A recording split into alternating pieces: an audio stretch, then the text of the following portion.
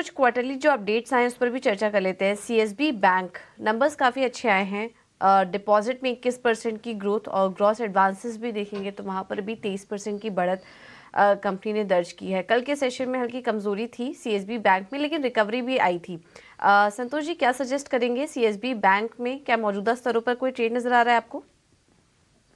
Yes, CSB bank का structure अच्छा है। Stock continuously higher highs higher lows बना रहा है, एक ब्लैक फॉर्मेशन का ब्रेकआउट भी है और अपने ऑल टाइम हाई पर ट्रेड कर रहा है। तो यहाँ स्ट्रक्चर के हिसाब से बाइंग करना चाहिए। आप नीचे स्टॉप लॉस लगाइए 400 रुपए का। ऊपर में पहला टारगेट जो रहेगा 440 रुपए का। 440 क्रॉस करता है तो 470 रुपए तक की भी अपसाइड देखने को मिल सकती है।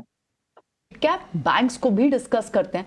कई कई जगह पर बिजनेस अपडेट्स आए हैं, बैंक ऑफ महाराष्ट्र के आए हैं, सीएसबी के आए हैं और पीएनबी के लेकिन पार्थिव एक ट्रेंड जो मेजर दिख रहा है, कहीं ना कहीं मिड कैप बैंक्स में आपको वॉल्यूम ग्रोथ तो दिख रही है, डिपॉजिट ग्रोथ तो क्लियरली दिख रही है, डिपॉजिट एडवांसेस बढ़े हैं इनफैक्ट वाई एंड वाई। इनमें से सबसे प्रिफर्ड काउंटर्स कौन सा होगा जिसे आप ट्रैक कर रहे हैं? अगर बैंक ऑफ महाराष्ट्र के नंबर्स देखे तो प्रोविजनल नंबर्स देखे तो they are definitely looking very interesting. सतत ये जो बैंक है उसकी बुक वैल्यू अभी बढ़ रही है, और जिस तरह से इन्होंने डिसबर्समेंट्स भी दिखाए हैं और अंडर राइटिंग स्किल्स दिखाए, तो मुझे लग रहा है कि यहाँ पे वैल्यूएशंस बहुत ही कंफर्टेबल है। नो डाउट हम लोग जो स्टार्टिंग ऑफ द शो में डिस्कस कर रहे थे कि थोड़ा आरबीआई को रिस्क का चिंता है in terms of the entire banking sector. तो उस लिहाज से कैसी ये बुक डेवलप होती है बैंक ऑफ महाराष्ट्र की, वो देखना जरूरी रहेगा। सो मुझे लग रहा है कि आने वाले 2-3 क्वार्टर तो कोई एनपीएल में स्पाइक नहीं होने चाहिए। लेकिन bank of Maharashtra out of the counters मुझे लग रहा है कि अच्छा है। कासा का ग्रोथ है, थोड़ा कम हुआ है, लेकिन I think that is fine. 50% CASA is still very healthy, तो स्प्रेड्स अच्छे मेंटेन रहेंगे, नीम्स भी मेंटेन रहेंगे। Disbursements I think around 12 to 15% का ग्रोथ दिखाता है, तो मुझे लगता है बहुत ही चीप अंडर वैल्यू स्टॉक है।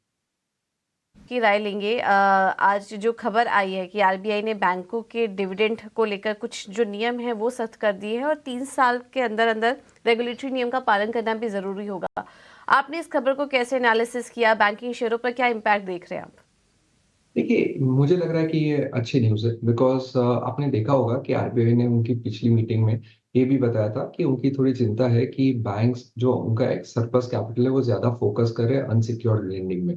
और हम हमेशा पास्ट हिस्टोरिकल ट्रैक रिकॉर्ड देखा है कि जब भी unsecured lending of the book banking की बढ़ जाती है, और जब भी उसके बाद इकोनॉमी में स्ट्रेस आता है, तो बैंक का जो रिकवरी होता है वो बहुत स्ट्रांग बहुत वीक हो जाता है, जिसके वजह से हम देखते हैं कि क्रेडिट कॉस्ट बढ़ जाता है और बैंक को वापस कैपिटल रेज करना पड़ता है। इसी माहौल में अगर बैंक्स ज्यादा डिविडेंड डिस्पर्स करते हैं डिस्पाइट द फैक्ट कि उनके रिटर्न रेशियोज ये डिजर्व नहीं करते, तो हमने देखा है कि वो स्टेक होल्डर्स की वैल्यू काफी इरोड करते हैं, बिकॉज इक्विटी डायल्यूशन होती है, आरओईज कम होते हैं और आरओईज पे भी इम्पैक्ट होता है। तो उस लिहाज से आई थिंक ये जो भी मूव्स आरबीआई ले रहे हैं बहुत अच्छे मूव्स है। और बैंकिंग सेक्टर में हमेशा हमारा यही थीसिस रहा है कि बैंकिंग का बिजनेस जो है वो लेंडिंग अकेले का नहीं है, वो रिस्क मैनेजमेंट का भी है।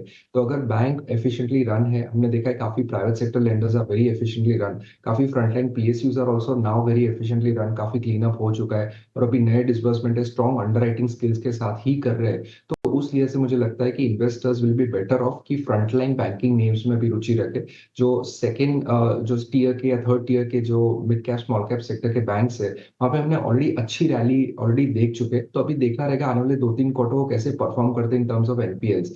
तो उस लिहाज से frontline banks names like Kotak bank, HDFC bank है, एसबीआई, बैंक ऑफ बड़ौदा, यहाँ पे हमें लग रहा है कि इन्वेस्टर्स बेटर ऑफ होंगे आने वाले 2-3 साल के